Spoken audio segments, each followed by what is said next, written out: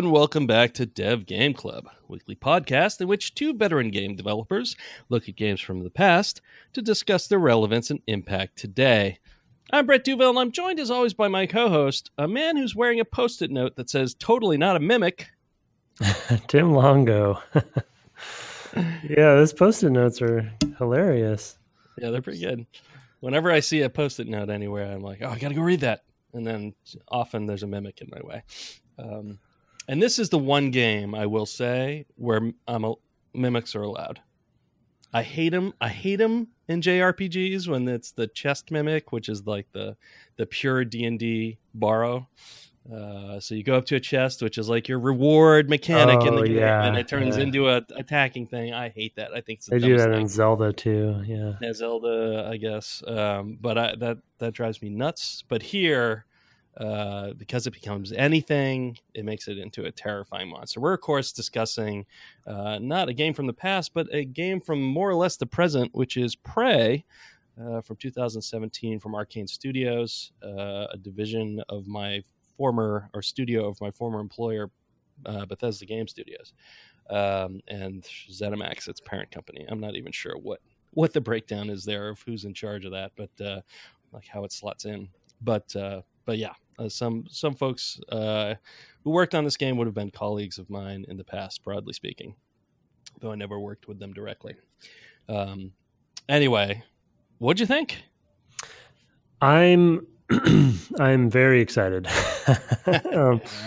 I knew this would be up your alley. Yeah, one of the notes that I wrote down, which I actually didn't realize, sort of the art design for some of it, once you get to the lobby sections and such, very Bioshocky and kind of that Art Deco feel. But I mean, essentially, like from a mashup perspective, it's it's System Shock 2, Deus Ex, Bioshock, like they're all kind of intermixed in there within, and then of course it's got its own spin on things for sure too.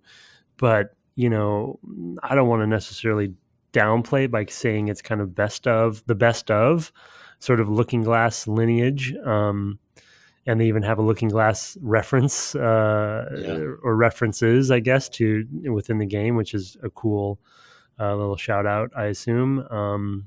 Pretty on the nose, but cool. And so, I mean, it presses all my buttons. I think I mentioned before, I've had it installed for a while and just a little bit intimidated by, starting a game like this, knowing what I thought it was going to be. But yeah, I definitely love it so far. And I've only played, a couple hours or so. So, well, and the other game, I think it's worth mentioning, even though it's not sort of normally thought of as in this lineage, is Half-Life, because it introduces this glue gun, which is a new sort of a new device, central gun mechanic, which reminds me too of Portal, I suppose. But it reminds me of the gravity gun. It has a lot of different uses, not just in combat. You can basically use it to create ladders. You can climb using it, which is great. So it's an interesting mechanic, and I didn't play far enough. I restarted this time, having started once before, but had my stress injury caused me to have to abandon it. So I'm not as deep in it as I would like to be. I've only played a handful of hours as well, but I've played those handful of hours twice. And I feel like there's more of the Goo Gun coming, and more interesting stuff that you can do with it. And the Goo Gun ends up being a good storytelling device as well. You see the effects of it all over the place. So I like that about it too, is it feels fully integrated into the world in a way that I guess you can't really do with the grav gun, for example, or the portal gun, because nobody else has them, right? So yeah, and there's no interesting stuff there for sure. There's no sort of left behind elements in those guns for the most part, other than maybe aftermath. But like here, you see the actual geometry still there and how somebody tried to use it and such. I assume there's some more of that in the future. Yeah, I mean, yes. I immediately used it for that one kind of big room before you get to the lobby. I immediately used it to get to a second level right above where you get the gun, I think. Just like, oh, I'm mhm. just gonna do this, and it totally worked. And I was like, wow, that's some commitment to just be okay with that, And I Yeah. remember when the game came out, there was sort of a lot of discussion about how how much they allow you to use it and how brave that was of a direction. So yeah, I just like, it's again kind of going back to my point about why I think I hesitated in starting, is it's one of those games that you can immediately see the potential, but with that sort of just analysis paralysis kind of feeling, it's like, oh no, Yeah. there's so many things I could do, Mhm. and then, oh man, talk about, like, we have to, I mean, we'll get into it, but just the first neuromod decision,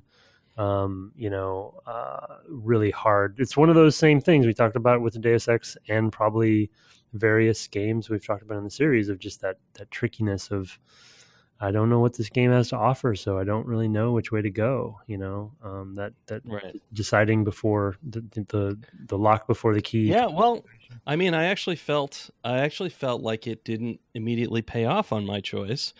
I decided I was going to lean into engineering. I'm not sure if that's what I was doing the first time I played, but I took repair. Yeah, that's what I did too. Yeah. That's funny. And then, well, I know you've always wanted to be an engineer. No, I I took that, but Wow. I couldn't immediately go back and use it on the elevator things. I didn't have enough, I guess, spare parts. There's resource. So a lot of the skills actually use resources as well in order to use them. Oh yeah, and that's the other thing. Resources. Like, that was a Yes. surprise. But keep Yeah. going. Well, and I just was surprised that you're given this choice. I believe there's a hack opportunity around there, although you might have actually already gotten past the door that you could hack. So it's sort of Yeah. interesting, but it feels like maybe there's a choice going on there as well, a design choice to remind you that you can go back. Because I got into the next area, I found some more spare parts, and having done so, I went, oh, okay, I can go back now and I can use that elevator. Now it just takes me up to where you use the Goo Gun to get to. Mm-hmm. But I thought it was interesting that there was no immediate payoff.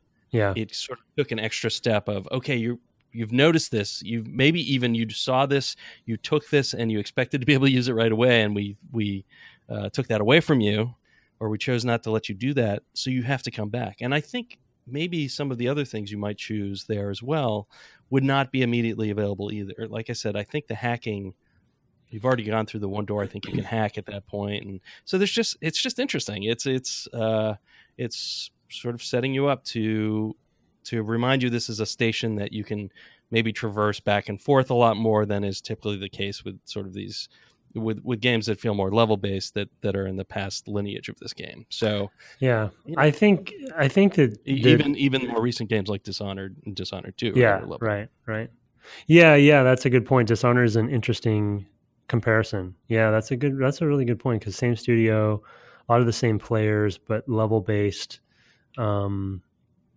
Yeah, we've talked about this from time to time, especially with these games, but it's a tricky knowing your audience kind of move, if what you're saying was the goal, and it clearly is in the lobby area in general, because there's a lot of different things that you, for instance, even just something as simple as how heavy something is. There's a lot of like level 3 lifting things, like there's a access tunnel that you can't get into until you get stronger to move the thing that's in front of it, and so they're definitely playing that. But I mean, unless you, I don't know, I feel like that there's become, players like us, people who played Looking Glass games or what have you, there's a sort of like contract there that we know what they're doing to some degree as a player, like, oh, I see what you're doing here. But I wonder if the reach, and maybe that's just not the goal, but the reach beyond a group that understands that. We talked about this some, I think, with some of the RPGs we played, right? Of like the knowing what the D&D tropes are, so you kind of accept them. But for people who may not realize that, to your point, you could choose repair. You see the repair icon, and then you're like, wait a second, I just chose repair. Why can't I do this? And then there's this sort of extra step. Would it have been possible for you to have enough resources I went to? back and I don't think so. I went back and because I eventually came back, because there's also a way. There's a lock in a room that you can't open a safe. There's a room with some sort of chair in it. There's a whiteboard where the code has been erased. Yeah, and then right, and then there's the safe in that room. Having gotten enough to repair the thing and use the elevator that I repaired, I also went all the way back to that and passed through those areas again, and then made another sort of more thorough check. And didn't find any additional spare parts that I'd been missing, although I was glad I had gone back for the safe, because there's a way to get at that code that's very clever. And I was really amused at the code that was erased. Yes. Oh, interesting. Now I want to go back. I mean, you might have missed it, knowing where you got to. Oh, really? Yes. What does that mean? Now you've intrigued me. I'm like, wait, how does that?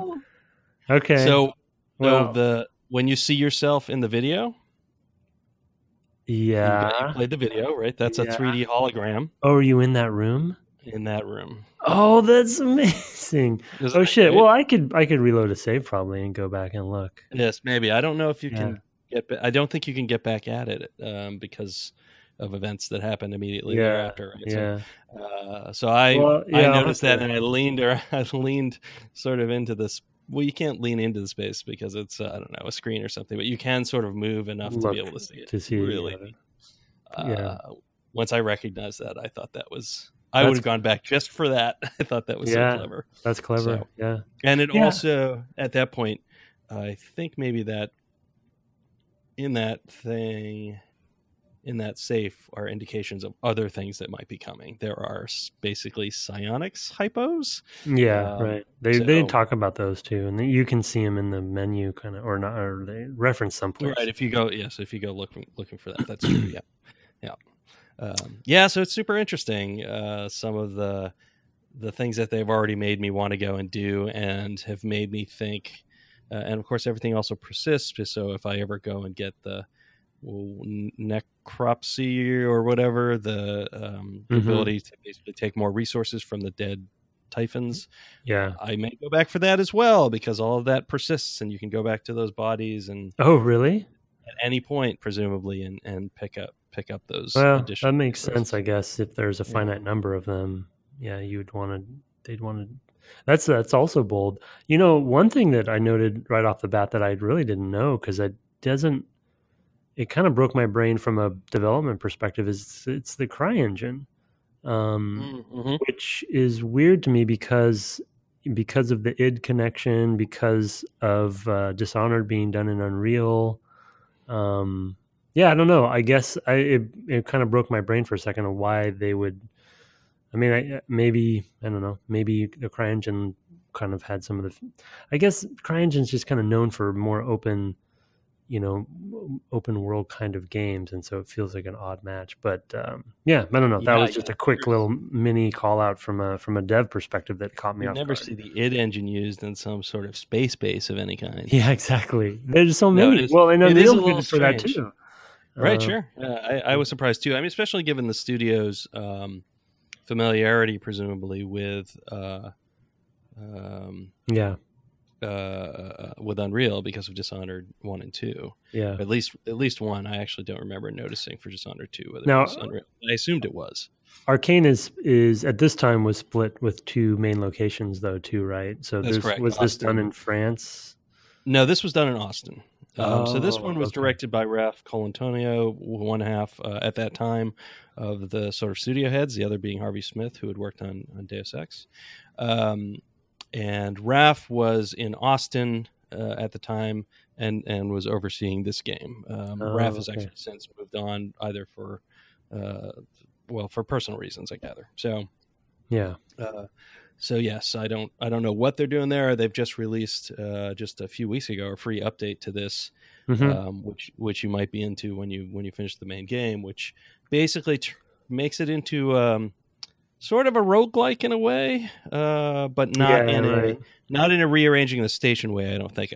Although I think it does some of that. It's the same geometry, like level geometry. It's I think what it does is places buffs and power ups and items and everything in all sorts of different places, and that's randomized, and some of the encounters are randomized. But there's a whole metagame having to do with it that makes it a roguelike as well. So it sounds pretty fascinating. It's going to be a long time before I get to that, but I do look forward to it. Yeah, when I looked, doing some menu diving and kind of looked in a more detailed way at the map of both, the map's pretty good for the local space, but also just seeing the whole space station areas, I just had these System Shock 2 cold sweats started breaking out of like, oh no, that's I don't know, it's just some tropes that are coming up that really, again, press all my buttons, but definitely intimidate me too. But yeah, it's as far as what I was going to say is also impressed with the opening in general, and kind of like all the setup for things, and the way they set up. I assume Alex being your brother, who seems kind of a villain kind of character, maybe revealed that maybe way. a little sketchy, yeah, sure. or some They some certainly don't make him questionable. an attractive fellow. So Yeah, no. There's usually a direct correlation there in video games. Yeah, That's super subtle. Unfortunately, yeah, that's kind of on the nose too. But just I think I had seen. I went radio silent and blackout on trailers for this game because I didn't really want to spoil anything. So I didn't really know too much, but I had known that the opening was sort of like in the city, and there's sort of like you're in your apartment and stuff. And so I remember kind of vaguely that, in the opening. So you wake up. But I definitely have to say, like, the waking up again, spoiler for anyone who hasn't played the opening, but it's the opening-ish. So, but waking up again in your apartment and kind of that Groundhog's Day moment, and then the total hitting close to home of late for me, the Mission Impossible moment when, they basically, you crash through and you realize the whole thing's being simulated, or you're in your room inside of a room, which they do in Mission Impossible all the time.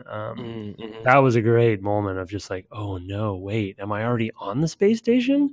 Right. And then coming out into the lobby, I think the lobby's the first time you see that, right? Where you see the space itself. Correct. And the planets and stuff. Which is a great moment itself. Yeah, and the music was really nice there. Mm-hmm. Yeah, so I mean, just all that sort of opening setup, a good point bringing up Half-Life, I think, when it comes to the full commitment to first-person presentation and kind of just what you can do with that, and they definitely are kind of kicking it up a notch and evolving in a few places in that regard, because there's still a fairly good sense of being, as even though it's first person, you see your shadow, right, and your body if you want to look down your feet. Yeah, right, yeah, and so there's still a pretty good sense of identity there, but they just do a good job. Oh, and then there's sort of like I don't know what you're doing exactly. There's that device that you look at. You put that kind of long rectangular device that you look at when you go into your UI. Your PDA or whatever. Yeah. Yeah, but it's like it feels like you stick it on your eye or something weird. I don't know. Oh yeah, that could be. Yeah. They don't show or on your suit. Yeah. They don't show anybody using it from a third person perspective that I can remember, so I don't really know how it works, but it's kind of intimidating, because you pick it up and the art design is so cool in this sort of weird, it's sci-fi, but it's also like retro-y in ways, because you see kind of like bulky and unfinished, mechanical pieces and like transistors and things are like, I feel like in this day, and they have an alternate. We should talk maybe a little bit about the alternate history thing, but because of the alternate history thing, maybe that's why it is. But in this time, you'd expect things to be a lot more nano, and smaller. But in some cases, things are actually, right. Very, I mean, like the neuromods. Yeah. When you put that first neuromod in, oh man, I'm betting I'm gonna go ahead and put my fingers on my forehead. I bet I can imagine what game Tim thinks that reminds him of. Oh, what game? What other game does something just like that? Are you talking about Dead Space? No. I was thinking about Escape from Butcher Bay. Riddick. Oh, Riddick. I didn't play Riddick. We didn't. You played. I thought we were all playing it for Republic Commando.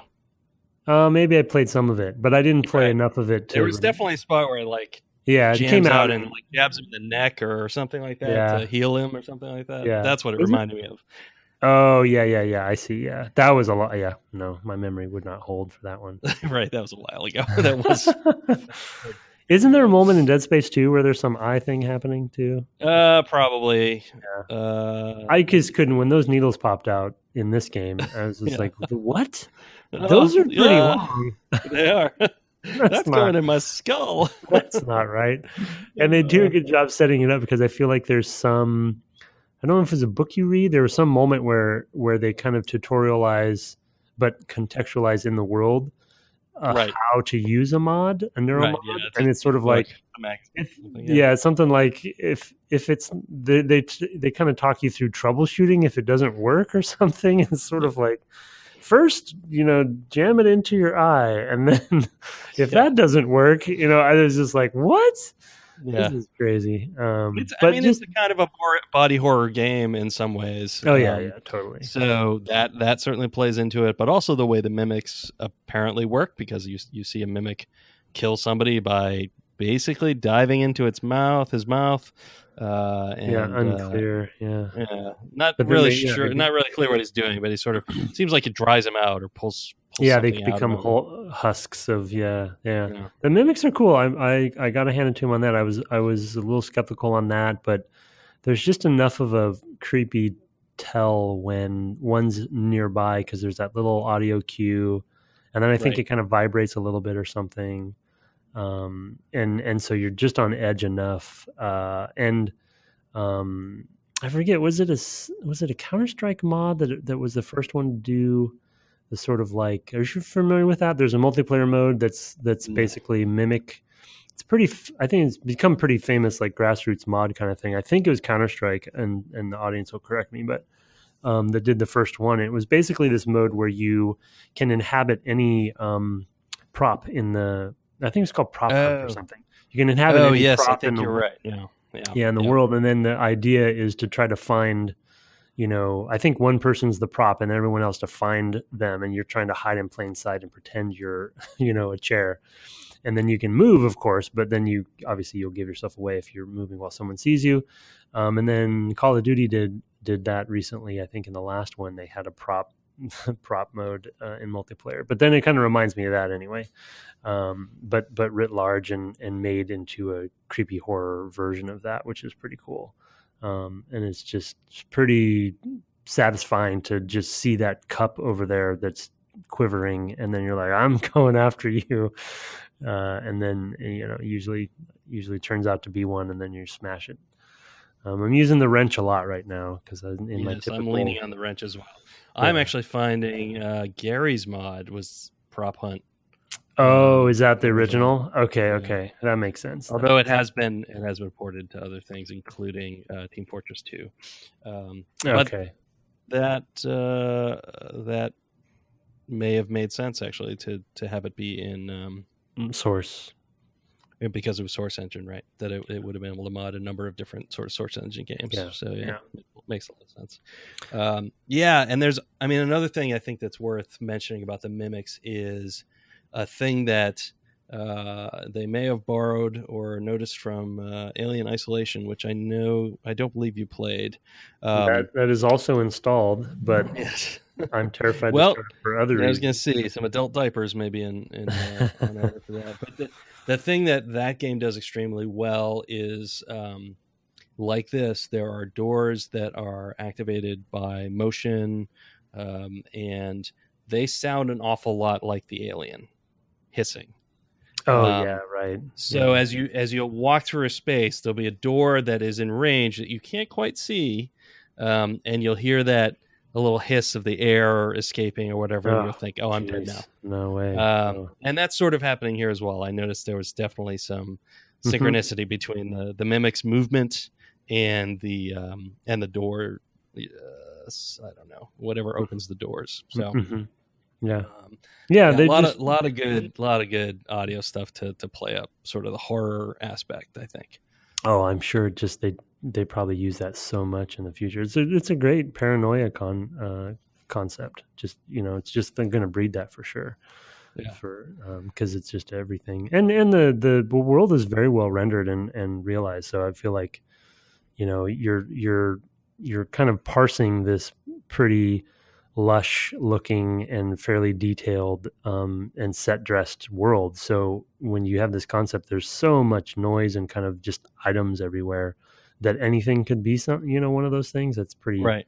terrifying. Yeah, It's because it's this weird, I'm overthinking at this point, but it's this weird kind of internal psychology of just like, I want to look at the world and I want to enjoy the world and I want to see it all and I want to go exploring, but literally anything can kill me that I'm looking at, even though it's a chair. So it's like this weird tension of like, because obviously I've mentioned before, I'm a big explorer and also a completionist, so I want to go in every nook and cranny, but I kind of don't, because there could be one there, so it's interesting. Yeah, I like it.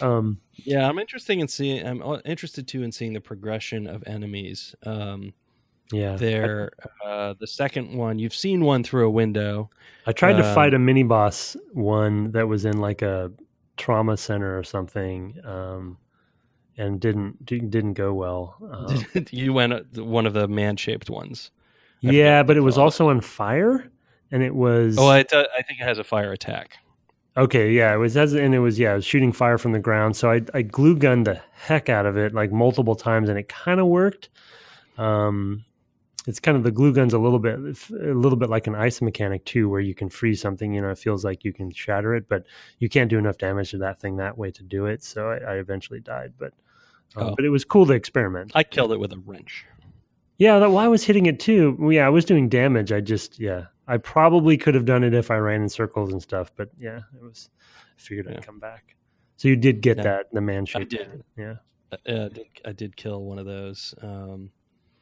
That's that. I hadn't tried to take one on previously. I don't know, because having run into one of those already, I was thinking, I must have missed that last time I was playing, but it might have been that I was exploring some other area in the lobby that I haven't explored yet this time. So because I think there's another one in there somewhere, and maybe that space that you're talking about, because I feel like the one I found was not in the trauma center. So I'm not sure where it was.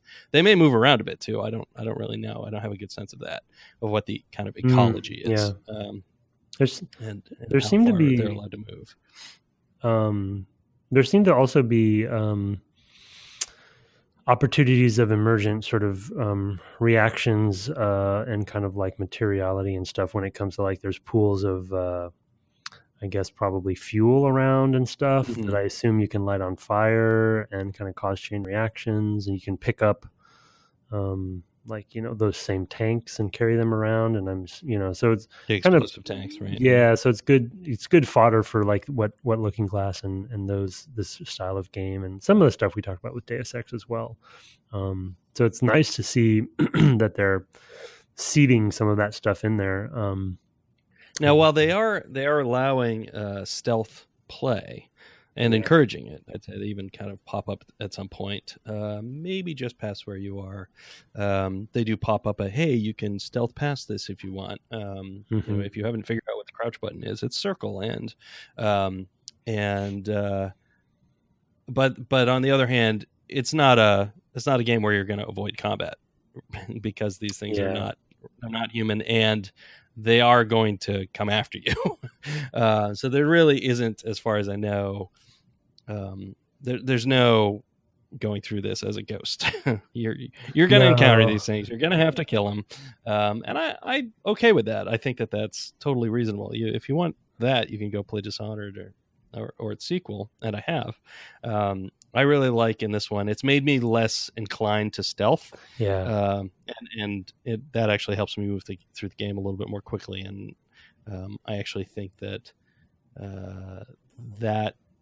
that experience of moving a little more quickly through these spaces is actually really increasing my enjoyment. Because although I love how it all looks and everything, the pace at which I was playing through Deus Ex, trying to do a non-lethal playthrough, was glacial. Yeah.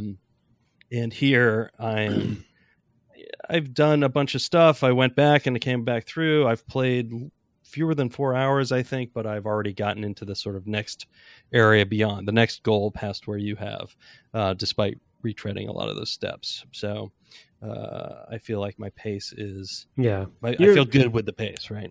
You probably feel a little more liberated too, right? Where you can kind of like, you can mess up some stuff and just kind of like use the systems, as you want to, rather than in one specific way.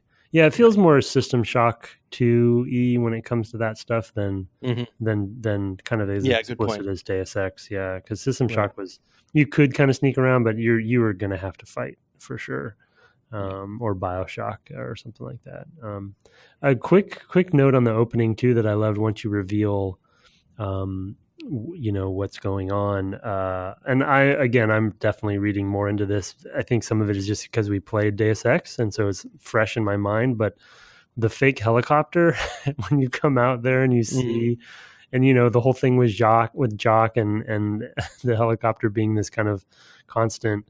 I don't know. It's just, I don't know if it was an homage or not, but just going and riding in a helicopter was something we did a lot just in Deus Ex. And then you come out that one sequence and you see that it's on this, on these hydraulics, and it just feels like a commentary on just like player control. And I think that's a big theme. It seems like that's going to be in the game of like, memory and how much control do we have as humans maybe, and how much, you know what I mean, and how does the brain work and all this kind of stuff. So I'm excited to see where that stuff goes. I hope that they land, if those are themes that come back in, I hope that lands, and because I like that stuff a lot. I think it's worth noting too that they allowed you to choose your gender at the beginning, thank goodness, and that it's not, well, and that's something they wanted in Deus Ex. Originally, the idea was that you could either be a male or female character. Oh, I didn't know that, maybe, or maybe I've forgotten about that, or so maybe, did we talk about that? I don't know that we talked about it, but I do know that I had read that at the time. Yeah. That was a goal that they had to drop. And I don't recall if it was expense. Oh, actually, it was, they didn't, at the time, it would have been a lot more difficult to do because of how animation systems typically worked. But these days, it's a lot easier to retarget animations and things like that, so you can have two characters using pretty much the same animations. Back then, that may not have really been super possible with the tech at the time. So they would have had to animate a whole new character in order to do that. Now, granted, some of those animations they probably could have borrowed from other characters in the game. Yeah. Like Anna. But not the full set. And that, so I feel like that was the reason that was given at the time. Don't quote me on that, but that did sound, that does sort of ring a bell to me. I don't specifically remember, but I do remember it was cut for constraints. So it was that or something else. I will say that looking at the neuromods, I was a little surprised at how shallow they are, and I guess it probably has to do with that's not the only progression system that is there, because it sounds like you have your suit, maybe, that you can upgrade. You have weapons. Similar to Deus Ex and System Shock and BioShock. Did BioShock let you upgrade your weapons? I feel like that. Yes, it did. Did it? Okay. Yes. It's been a while. So there definitely are other subsystems. I think it's kind of not far from the Deus Ex depth when it comes to the neuromods, though. And I think maybe from I guess Dishonored didn't have that deep of a system there too. It's kind of just a linear with a couple branches. Well, it was more of a wide selection of things you could choose from them however you want to spend your points. So it wasn't like down these trees. To a second level of different, I think everything basically had a first and a second level. That's a good point. It's more right. It was more broad than narrow, and this is once you go down your path, it's pretty, if you stick to that path, it's pretty narrow. But I've already spread out a little bit. I put a point in hacking because I have to. I'm legally required, and then I've put a bunch into. At this point, I think I've found a total of 8 neuromods. Whoa! and I've spent most of them, maybe seven or eight, and that has helped. Yeah. So I've gone and put some kind of all over the place. My first one was repair, but since then I've put in things other places. There's also you've probably found the recycler. Yeah, recycler and the fabricator. To do all that loot stuff. Somewhere there's a fabricator. Yes, I found the fabricator. One in your office, yeah. Right. Yeah. Although at that point you don't have many. You just have plans for things you already have. I didn't need to make anything. Yeah. Well, right. Ammo. I could make glue ammo. Oh, true. That was the only thing that was worth it. Yeah. Yeah, I mean that's sort of tropes from the other games as well, pulling from that stuff. I'm always mixed a little bit on that stuff, like picking up the trash to make resources from, feels a little, just a little busy work kind of. So maybe it really comes into its own down the road, of course, but yeah. Well, it does add value, I think, to some of the choices you can make in your skill tree. You can choose to upgrade your suit so you have more inventory space. Mm-hmm. So it makes that valuable. That is kind of a self-justifying, right? That's not, they could have eliminated both of those things, right? And had just the things you need. So it's not necessarily the greatest defense. It's possible. It is possible there's other stuff coming with that. I mean, I'm just talking about, like, do I want to pick up a piece of paper and a banana peel to recycle it into something that I can make bullets for? Like that loop is not terribly, I don't know. It's compelling. It's just hard to, in my mind, as a player, it's hard to justify. Though we have these conversations all the time at work, of course. It's like, what, how a lot of it has to do with your character and who you're playing. Yeah, I mean, I think in this sort of game, which is leaning more into the survival aspect, then finding a use for everything you pick up fits more with that, even if there's nothing super compelling about it. It just sort of reinforces the underlying. Yeah, no, I get it, but I just think that's part of the reason behind the amount of that went into Fallout 4 as well, is this huge loot thing where everything's got what materials it's made of and blah blah blah. I mean, to me, it's a little overwhelming as well in that game too. Well, it's I mean, it's not even for me. It's not the overwhelming part for me, I think I agree with you on the scavenging and survival aspect. But the thing is like, there are things all over the environment that I should be able to scavenge, and chairs and wood and all this kind of stuff, but they won't fit in the recycler, Tim. Okay. Is that the reason? That recycler is pretty big. Them up. Yeah, I guess so. Well, yeah, but that's the point. Maybe the mugs, though, right? I have a wrench. Let me break this chair up. It's the sort of like, if you're going to go there, and when you kind of go. I don't know. I can understand why the makers of the station are like, you know what? We're not going to make it possible. Everything, all those things have RFIDs on them. They'll know. They'll know if you put them. This is your own headcanon happening. Yep. Now? Yeah, I've got a headcanon going on, just like Gunther. Well, that's okay. That's good. Quick. I'm not really disagreeing with you. I'm just I'm trying to find so what's the justification as a designer? And maybe it doesn't pay off quite as well as you hope, even though you support it with other choices. It's a tough thing to justify. And one thing I will say I was very frustrated with was I ate a banana and I didn't get the peel. Did you eat the peel too? You must have apparently. You must have eaten the whole banana. I must have eaten the whole thing. That's not going to go well for you later. No. I mean, basically it comes down to they wanted crafting of some kind, and then if you want crafting, you're going to need resources. And so how far are you going to go in the resource?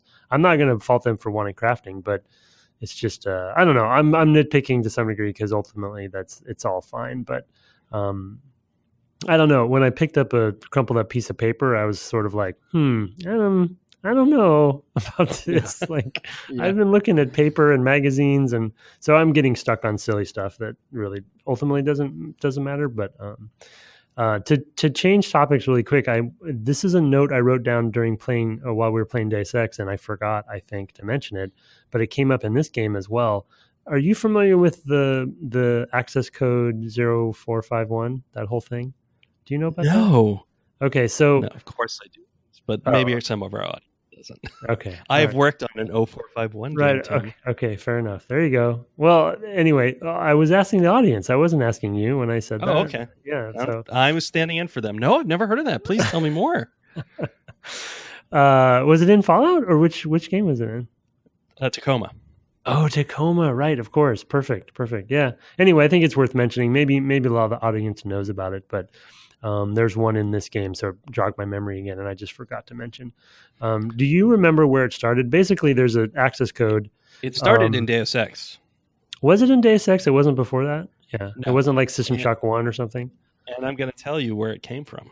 Do you know what the actual origin, why they picked that number?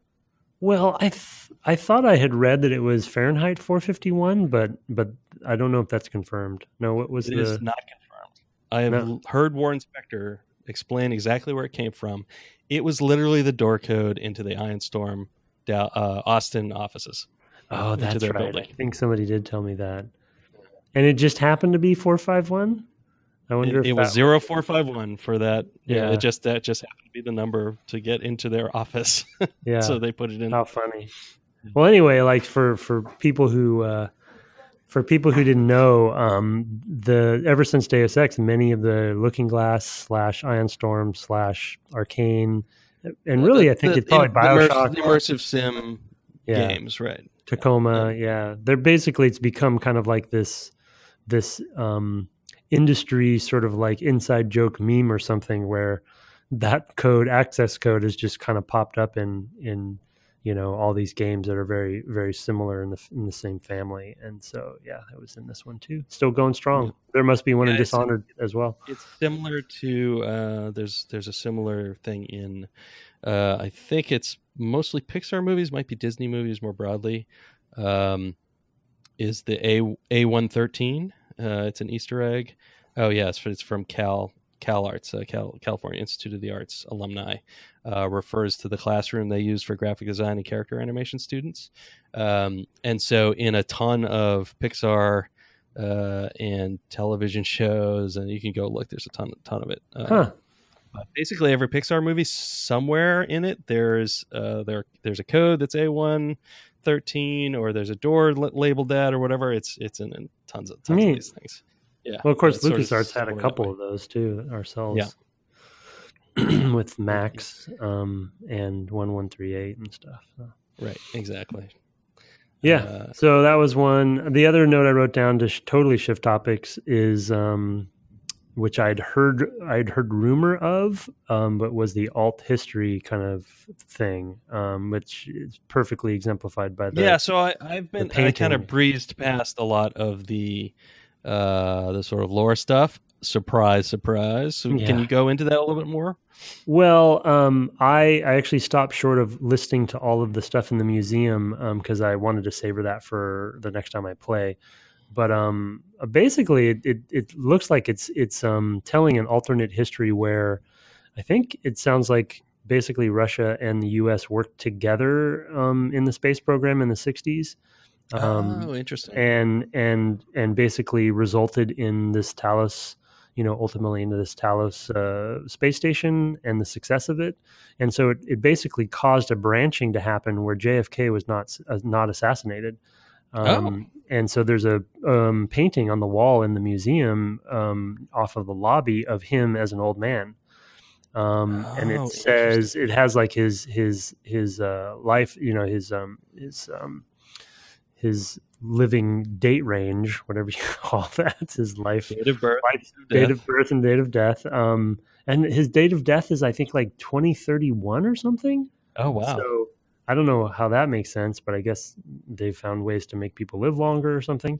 Anyway, so it's this cool cognitive dissonance where you kind of walk up to that painting and you see I don't know if it's a painting or it's supposed to be a painting or a photo, but you see JFK and you're like, yeah, that's a pose. That's JFK. Oh, yeah, it's JFK. Wait a second. His hair's gray. Wait, what's going on here? And then you can actually activate the plaque on it and read it. And it kind of reveals that he died, but it was in 2031 that he died. So basically I haven't actually been into that museum yet. That must be on the bottom floor of the lobby. Yeah, and then the thing that I stopped listening to because I wanted to kind of spend more time with it is in the museum. There's these touchpads you can stand on that automatically activate some of like the museum narration with this lady kind of saying in 1964, blah blah blah blah. And so basically, I think they're going to pull you through exactly what happened and how where basically history branched. So it's a little BioShock Infinite in that way, I guess you could say. Mm-hmm. But it basically they've you're not in our Or Fallout for that matter. or Fallout. Yeah, you're not in Fallout. That's a good example as well. That may be better. Yeah, you're not in our timeline in this game in a way. Oh, The that's super space interesting. program. Yeah, I'll have to go back to that. Yeah, that's interesting. The other great space program game was Battlezone, the remake that they did in around 2000 or so, 1998 Whoa, or that's 9 a maybe. callback. I don't remember. Yeah, they had a whole side history where the whole reason why we wanted to go to space and to the moon was because there was these resources on the far side of the moon. So we had all this combat with the Soviet Union on the far side of the moon. Oh, right, That was exactly. their Yeah. whole weird backstory. Interesting to see us working together, though. That's good. Well, Somehow they're going to end up being responsible for the mimics, though. I just know it. yeah, something. Yeah. And then there's this whole thing with it seems like they're setting something up with just the family in general because they kind of are referencing your parents and kind of and your father, the typical archetype of the father kind of, you know, not megalomaniac, but sort of like just the egotist, The patriarch, sure. yeah, who just had the larger than life and has some sort of vision, and then it ends up turning on. So I'm assuming, I don't know, but so I mean, kind of interesting. I'm interested to unravel all that stuff. Yeah. Wow. Pretty good game. Definitely a clear descendant. Yeah. So I'm glad we took a look. Feels at it. right Obviously, at home. with some people working on it who worked on the original Deus Ex.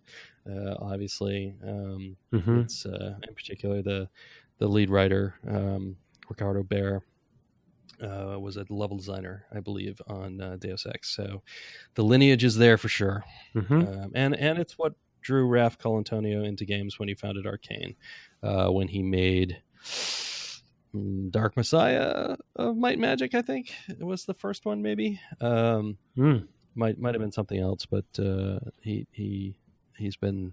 I mean, that was his baby, immersive sims, getting into that at that time.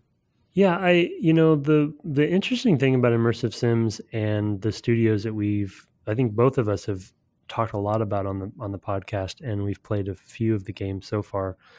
The thing I love about the fact that this game exists and Dishonor exists and that Arcane is still going is like there's a weird history, and I hate to sound doom and gloom about sort of like the successes, but when you look at early Origin and then Looking Glass and then Ion Storm and then Irrational, it's like all of these studios that are amazing studios and made these really like amazing, influential, seminal games. Most of them are not around anymore, and then Right. and Arcane's popped up out of the ashes of some of them, and usually that's happened. Like Ion Storm was also kind of out of the ashes of Looking Glass to some degree, at least parts of it. And Right, and Irrational was working directly with Looking Glass. Yeah, sure. Exactly. Yeah. So it's like there's this kind of there's this history here, but man, they just can't. What is up with this kind of game to not be able to sustain studios? And I hope that's a big question. I know, and I'm sure that they more than myself would ever. They're the ones dealing with it, and kind of like working through it, but. Right, I'd be willing to take a quick stab at that, and I think we've seen it represented in some of the marketing for these games, and most notably with BioShock. I think it's the reputation of the games as being slow, and as you pointed out with Deus Ex, not a good shooter. No, right, and I think that there are people who come to these games who want or who have come to these games in the past wanting a great shooter, and having it not be that, and being like, oh, I guess I don't like these types of games. I also think that when you make a game set on a space station, it's less accessible in some ways than games set here on Earth. Maybe, I don't know. Yeah. I mean, I think there's a core group people who enjoy that sort of thing, but I also think it's not the sort of thing that reaches more broadly. Yeah. So I think there's a lot of stuff. I actually think Dishonored. I think what's unfortunately been happening with Arcane. I don't have firm numbers on this, but my sort of reading of the tea leaves in the media is Dishonored 1 did better than Dishonored 2. Dishonored 2 did better than Prey. And so you've got that sort of trend line, which is not great. Not that Prey didn't do well enough to justify its existence. I think it did, and critically it did very well. But they are those sorts of games that seem to appeal a lot to critics and just do not find a way to cross over to a larger audience. Maybe they just can't afford to advertise them at the scale that they would need to be to reach out to them. I think you nailed it. And I don't think it's actually too complicated to figure out, it's just, these are hard games. Even if you put the money behind them marketing wise, they're hard games to market. Because of what just by the nature of them. And it is also why certain audience groups like ourselves and others like them because of what they are. But I think the case in point for me was, I think it was maybe the Game Developers Choice Awards, or maybe it was DICE, but Prey was up for at least one award, but it was in the shooter category because, there really isn't any other place to put it. In the sort of traditional genre category space. And I think when I noticed that, I think it's unfortunate because it really isn't appropriate, but there really isn't another place to put it. It's not really an RPG. It's not really. Yeah. What's that? Yeah, no, I agree. Yeah, no, it really doesn't reflect what it is, I don't think. I think it's actually more accurate to call it an action adventure, even though it's first person. Yeah, that's true. Yeah, that's the closest. But right, but I also don't think it would fare well in that category against something like an Uncharted or a Tomb Raider, or what have you. That's more traditional and third person, more character driven. This one I think is a good stab at that, and I certainly think Dishonored 2 is Dishonored 1 and 2 are very good. Right, exactly. I think there's some but I think Dishonored's another interesting example where I think that, for lack of a better way to describe it, the production design of the Dishonored series is very specific and the Victor very Antonov. Cool. Like I really love it, but you can see how it may not resonate with everybody, because it's kind of this interesting, unique offshoot feel. So it's, as long as you play in your space, in your niche, then it can be fine. But yeah, I'm glad Arcane's around is kind of what I'm saying. And I'm glad that they're carrying the torch because it needs to be carried. And some of the best games are the ones that live in the negative space, and kind of in between the typical genres, being somebody who has delved into mainly typical genres, to be honest, in my career. So I really applaud and admire them for sticking it out and kind of pushing for something that I think is really important. It pushes all the other genres forward that are defined well. And this one kind of plays in the gray space. But it's, you need that glue in a way. No pun intended. Yeah. Zing. Very well done. Well, with that, let's we have a couple pieces of feedback. Yeah, so we've got a couple pieces of feedback this week sent to the email address devgameclub@gmail.com. We also love to read your podcast reviews when they come in through the Apple Store, the iTunes feed, et cetera, et cetera.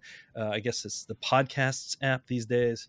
So if you have a moment and want to go over and throw us a 5-star review, we would appreciate it. But first to the email, I gave you one, sir.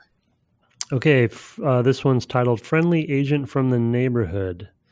Philip Staphetius.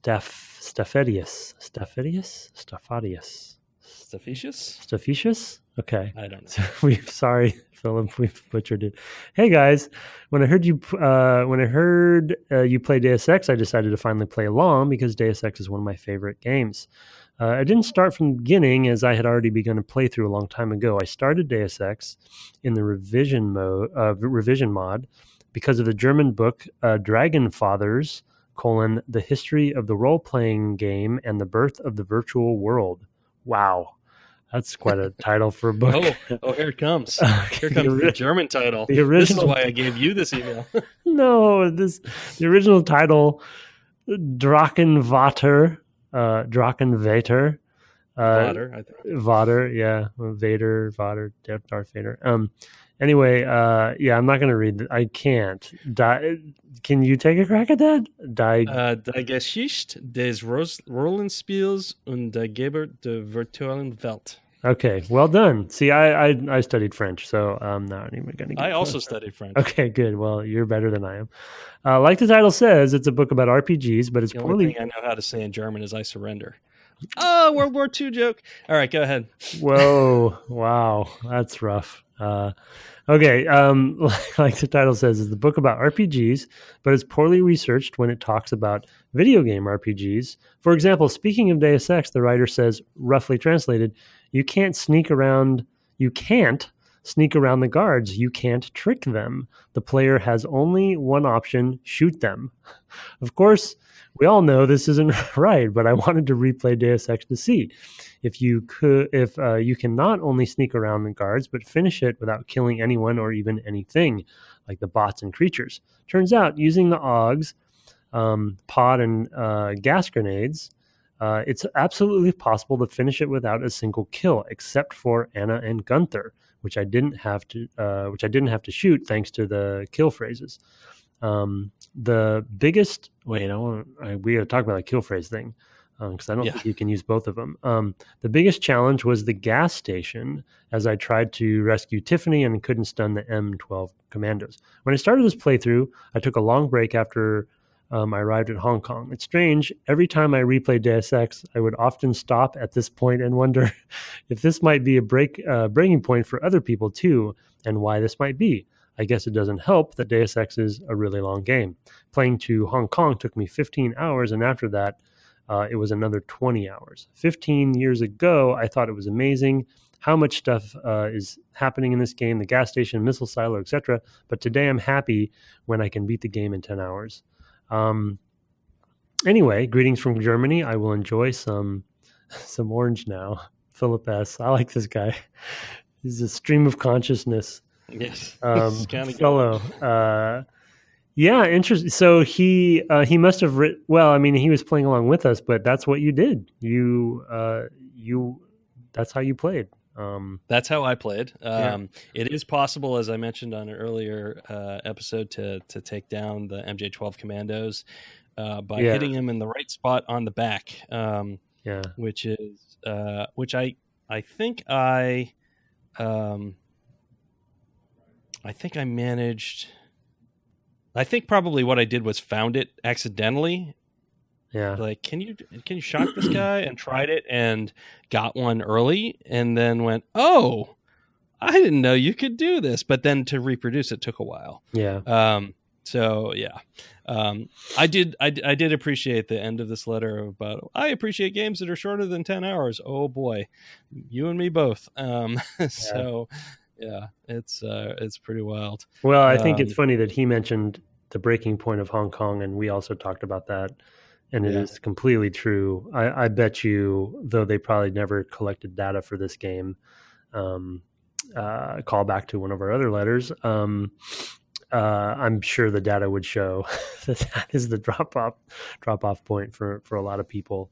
And it's too bad because I think there's some amazing things after Hong Kong. I like Hong Kong as well overall, but his point about the kill phrases, I guess if you were to play, I guess without save scumming, I don't think you technically can get both kill switches. I could be wrong on that. While we were discussing it, I looked it up. Okay. If you have Jamie stay with UNATCO, he can give you the kill switch for Gunther in Paris. Oh, snap. Nice. Okay. Yeah, no, I didn't even think of that. Of course I'm not going to leave Jamie there. But yeah, no, me either. But I don't think I got the kill phrase from him. So yeah, and I don't know how that's. You must have to do, like, if you do, because I did Anna. I did one kill switch, and you have to make a choice when you get them yourself. Which one you want the kill switch for. You don't get them for both. But maybe you have to do the first one for Jamie to say, "Hey, I saw you hacked into the. Ours is also in 2 computers. It says so. It is, yeah, yeah. Okay, you have to find the specific one. Well, but it's either again, it's the 2 computers, and then when you find them, you choose which of the 2. Oh, I see. Okay. So you have to get 2 pieces for both of them, but you don't get both. You can't get both from those computers. Okay. So interesting. Okay, that's cool. That's I didn't know that. That's a cool little. There you go. So you can do it. I figured there's probably a possibility, but I mean, to be honest, though, you're still killing them. Like you might not be physically doing it, but they don't. Right. They don't fare well. You're not shooting them, but no, that's definitely true. Yeah, definitely true. All right, I've got the other one. This is from Kevin Brown, who I feel like we've heard from before. Sorry if I'm wrong about that, Kevin, but the subject is simply pray with an exclamation point. Brett and Tim. Very interested to hear what you youngsters think of Prey. I'm just wrapping it up after putting in a ridiculous and wholly unnecessary 60 or so hours over the last week and a half. Whoa. A recipe for playing a boatload of Prey in a compressed time frame? Sinus surgery that dictates you spend a week sitting at home doing essentially nothing with an amount of discomfort that keeps you from sleeping. Yikes. Not going to take you up on that, Kevin, but I appreciate the pro tip. Prey is shockingly better than I thought it would be. It's an arcade game and shows its roots in the pathing through the environment and a bit of emergence. What I love about the game is the unrelenting sense of tension the game creates early game that gives it a survival horror vibe. Good game.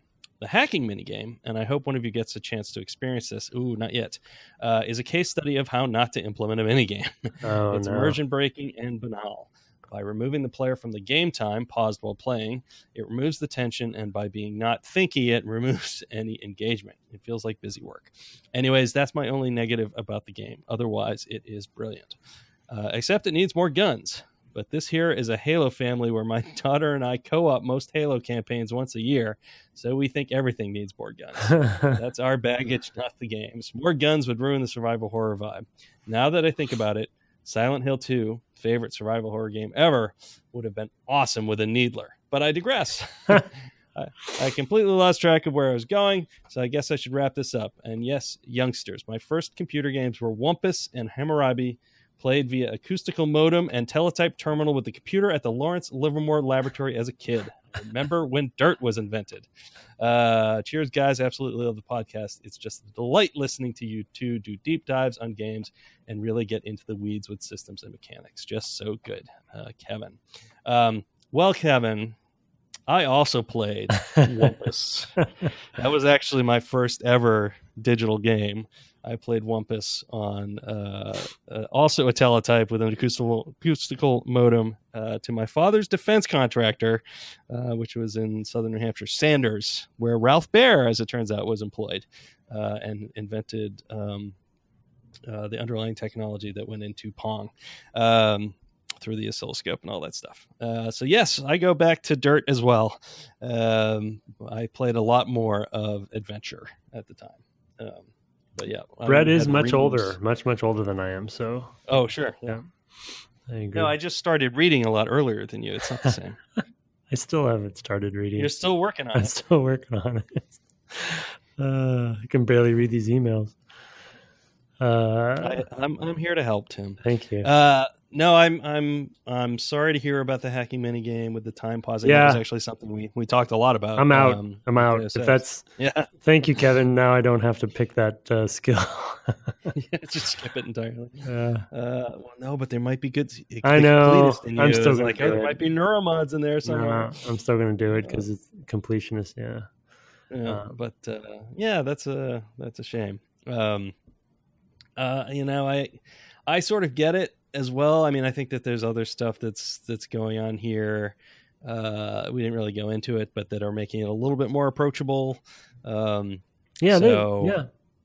like a lot of the. Right. I mean, a lot. I think a lot stuff. A lot of the usability is really a lot better, and things like that. And I can sort of understand the impetus to not pause time when you're busy to pause time when you're doing things, because if you're trying to attract new players to your type of game, some of those hurdles that people might have trouble with, I get, right? And of course BioShock did it that way as well, even though I really liked the BioShock hacking minigame because it was pipe dream.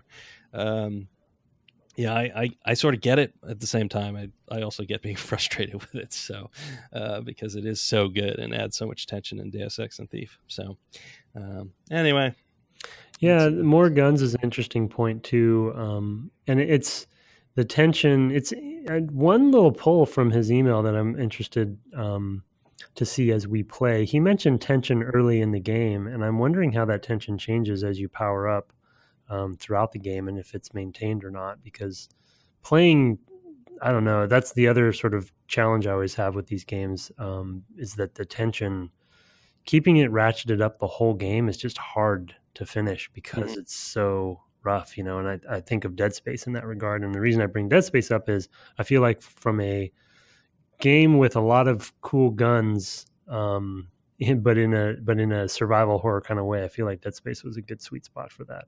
Being someone who also likes a lot of guns in games, so. Yeah, I mean, I'm more of a play the game with the minimum weapon. Like, I will probably spend most of this game with the wrench and the Goo Gun because I feel like those are the new cool thing. And so when I played Dead Space, I played entirely with the cutter. Oh wow! The whole game with the cutter, because that's the new thing, right? And you get really good with that thing. So I really enjoy that aspect of those games. I'm not a like more guns guy necessarily. So yeah, I'm sort of curious. I mean, typically I think the way you get to that with survival horror games, and you should go listen back to us talking about Resident Evil probably in particular, is by keeping the resources low. And so far with all the picking stuff up and all that, I mean, you're maybe going to regret if you don't, Tim. Maybe you need all those things to keep the resources high enough. Well, don't get me wrong. I mean, I'm complaining about it, but I'm doing it. I know you are. I'm picking up every piece of paper and, oh, look, an orange peel. Great. Excuse me, lemon peel. Lemon peel, for sure. Okay.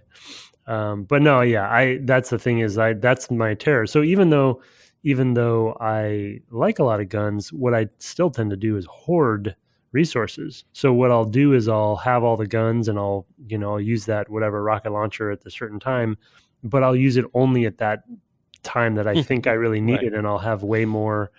You'll have 1,000 rockets. Yeah, I was like, yeah, I did it. And then I end the game with 900 rockets.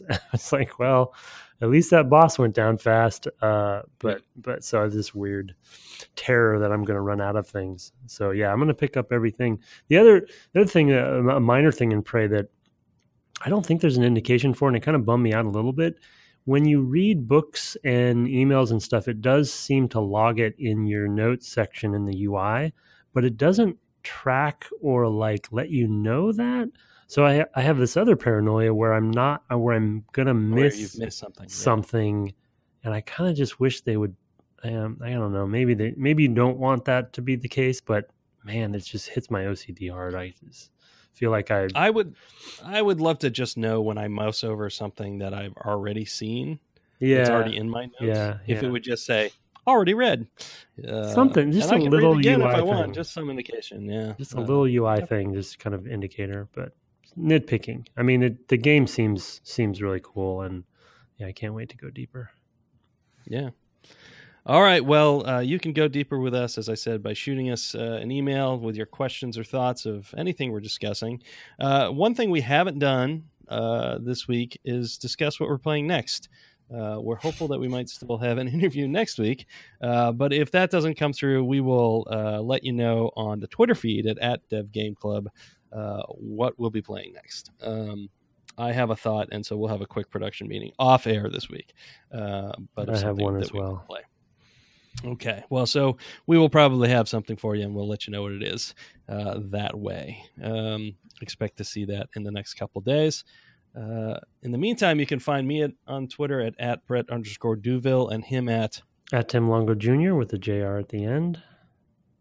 Thanks so much for joining us this week, and good night. Good night.